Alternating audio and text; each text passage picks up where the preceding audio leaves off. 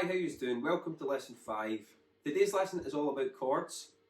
For those of you that come across chords that you don't know how to play, let's say like a minor 7 flat 5 or a G7 sharp 5 flat 9, that can sound really daunting if you don't know what that chord is. So you go away and look out a chord diagram, you learn how to play the chord, then the same thing happens again and you don't know how to play the chord. Today what we're going to do is break chords down and look at them as scales. We'll look through chord theory and how to build chords up, and by the end of this lesson, if you use this technique, you should be able to play every single chord that exists on the guitar in at least 2 positions. Now obviously today's lesson is only 15 minutes long or so I need to assume that your theory is at a certain level or I wouldn't get through it all. But if any of you want to go through this from the start, just send me a message and we can do some online lessons and I can take you through it from the start. So let's start off by looking at some chord theory. We're going to start off by looking at the major scale. There are 7 notes in the major scale. 1, 2, 3, 4, 5, 6, 7. 1 is the root. It tells us where to base the chord. If the chord is A, the root is A. If the chord is C, the root is C. The third of the chord tells us the tonality of the chord, i.e. is it major or minor. If the chord is major, it has a third. If the chord is minor, it has a flattened third. The fifth of the chord, if it's a perfect fifth, we don't actually need it and we can take it out to free up some fingers to play some more notes. But if the chord is altered, i.e. it's got a sharp or a flat fifth, then we have to add it in. The second and the fourth can be added to the chord to add colour. What happens a lot of the time is we'll take the third out of the chord, so the chord is not major or minor, and we'll suspend that tonality by a second, sus2, or by a fourth, sus4. These chords are not major or minor, so a sus2 chord can resolve to minor, or a sus2 chord can resolve to major. The 6th of the chord again can be added to add colour to the chord. On top of a C chord, we can add a 6. Then we get to the 7th. This is when chords become 4-note chords or tertiary chords. We can add a 7 or a flat 7. So on top of a C major chord, we add a 7, we have C major 7. On top of a C chord, if we add a flat 7, we have dominant 7. On top of a minor chord, if we add a flat 7, we have minor 7. And on top of a minor chord, if we add a 7, we have minor major 7. And that's the 4 options with the 7. Above the octave, i.e. 1, the root becomes 8 and so on. The root, 3rd, 5th and 7 don't do anything else up the octave than they already do down the octave. But the other 3 notes we do have is the 9, 11 and 13. That's basically the 2nd, the 4th and the 6th up the octave. They can be added to the chord to add colour. So we can have an A7 chord and we can add 9 for A9. We can add the 4th of 11 for A11 and we can add the 6th of the 13 for A13. That's all the options that we have to build chords. Obviously we can sharpen or flatten any of these notes. We can have a flat 9 or a sharp 5, etc. But what we're going to do is we're going to look over a C major scale from frets 1 to 5. We're going to map out where all the notes are and we're going to build up chords from scratch looking at chords as scales. So the C major scale will start on fret 1. We're going to play 1, 3, 5, 2, 3, 5, 2, 3, 5, 2, 4, 5, 3, 5, 6, 3, 5.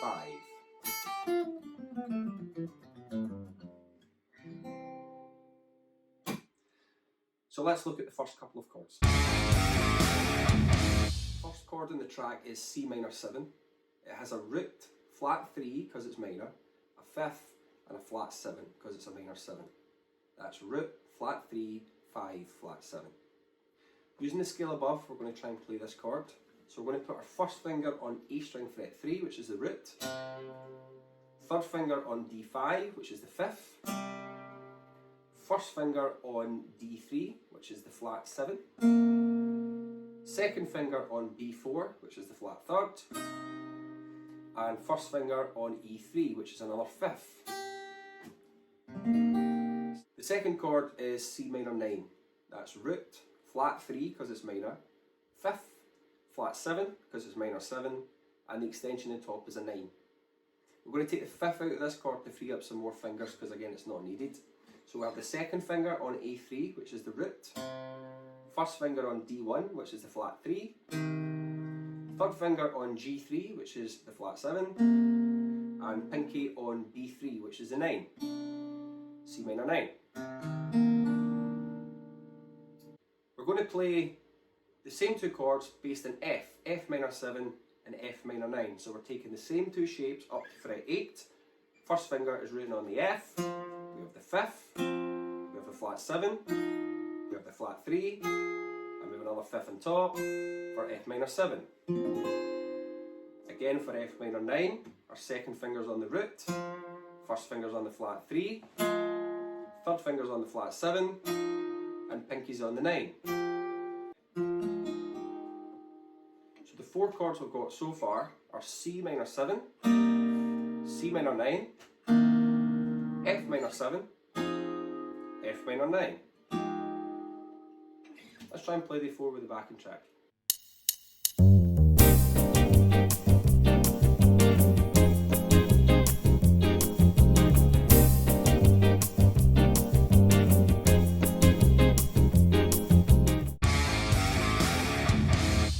The next chord is D minor 7 flat 5 or D half diminished. It's a minor 7 chord with a flat 5. So we have root, flat 3 because it's minor, flat 5 because it's diminished, flat 7 as it's a minor 7. That's root, flat 3, flat 5, flat 7. We're going to work out how to play this chord in the exact same way. Because it's D, we're going to root at fret 5 on the A string and the scale moves accordingly. So we're looking for the root, which is fret 5 on the A. The next string we can play D6, which is the flat 5.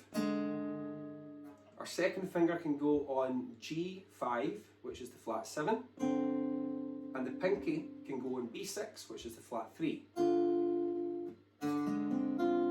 The next chord is G7 sharp 5, which is a dominant chord with a sharp 5, which is sometimes called augmented. So that's root, third because it's major, sharp 5 because it's augmented, flat 7 because it's dominant. That's root, third, sharp 5, flat 7. It's based on fret 3 of the 6th string, which is a root of G. Our second finger can play the flat 7 on D3. Our third finger can play the major third on G4. And remember when we find the 5th to put it up a fret, so it's a sharp 5, so that's B4 for the sharp 5. We're then going to go back to C minor 7 at fret 3. And we're going to now make this C minor 6.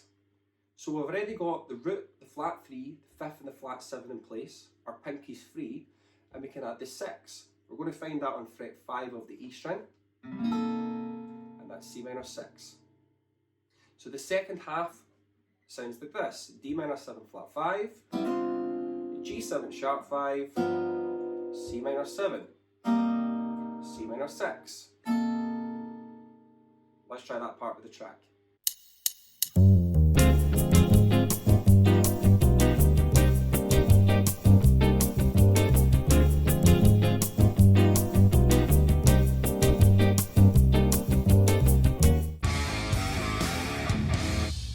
We're on to the last bit of the song. We're going to play E flat minor 7 to E flat minor 9. It's the same phrase we've played twice so far. So we're going to take the scale up to fret 6 for E flat. That's the root. Then we've got the 5th, the flat 7, the flat 3, and the 5th on top. E flat minor 7. E flat minor 9 again. Second finger's on the root. Again it's 6. First finger's on the flat 3. Third finger's on the flat 7, and pinky's on the 9, E flat minor 9. The next chord is a new one, it's A flat 13.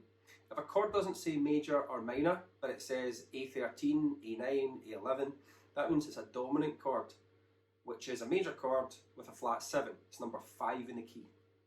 So A flat 13 will have root, a third because it's major, a 5th, a flat 7 because it's dominant, and a 13 on top.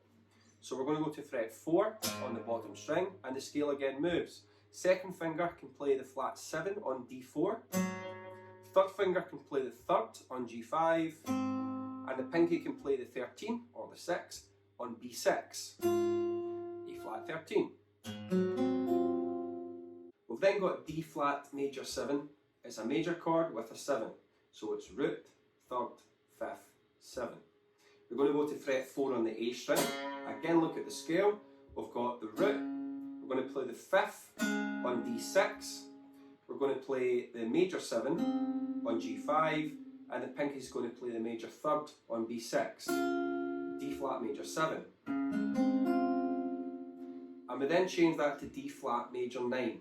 So we need to take something out of the chord. It either has to be the 5th, the root, or the 3rd. So in this case, it makes sense to take the 3rd out, which is the pinky. It frees our pinky up, but also we've added the 2nd already.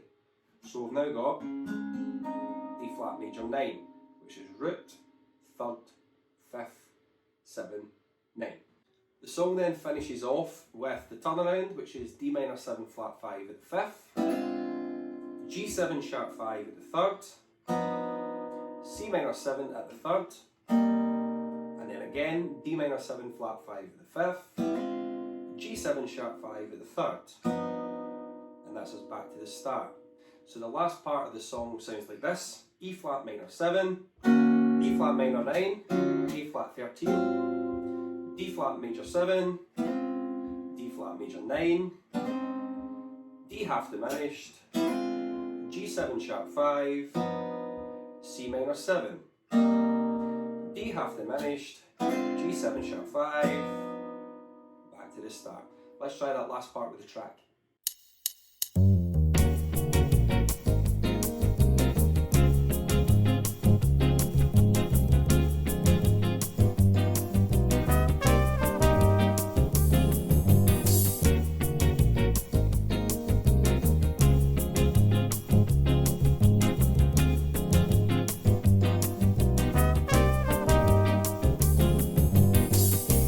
So that's us looked at all the chords in the song. Again, you want to take this idea away and practice it. I would recommend getting a jazz real book or a fake book and just trying to play every song in the book until you really get to grips with this. This theory should work for any chord you come across and you don't know how to play. Let's say you come across a C major 7, sharp 11, flat 9. Again, we know a C major 7 is a root, 3rd, 5th and 7. Add the sharp 11, add the flat 9. Take the scale that we've looked at, put it on the fret of the root note, and then find out how to play the chord. For a chord like that, you're going to have 6 notes in it, so you will have to take some of the notes out it to finger it on the guitar. You're probably going to start by losing the 5th. If you're playing with a bass player, you might want to take the root out, it's probably not needed. But there's lots of different ways to play these chords, so there's no right or wrong way, it's up to you, and they all sound different, so whatever one suits the song. We've looked at rooting the chords on the E string and the A string. Remember, you can root the chords on the D string as well, even in the G if you want to play higher sounding chords. So I'm going to leave you with the backing track. The song is called The Blue Bossa. Practice the chords over it. If you want to improvise over it, the scales are C Dorian, E flat Dorian and C harmonic minor. Until then, I'll see you next week for something different.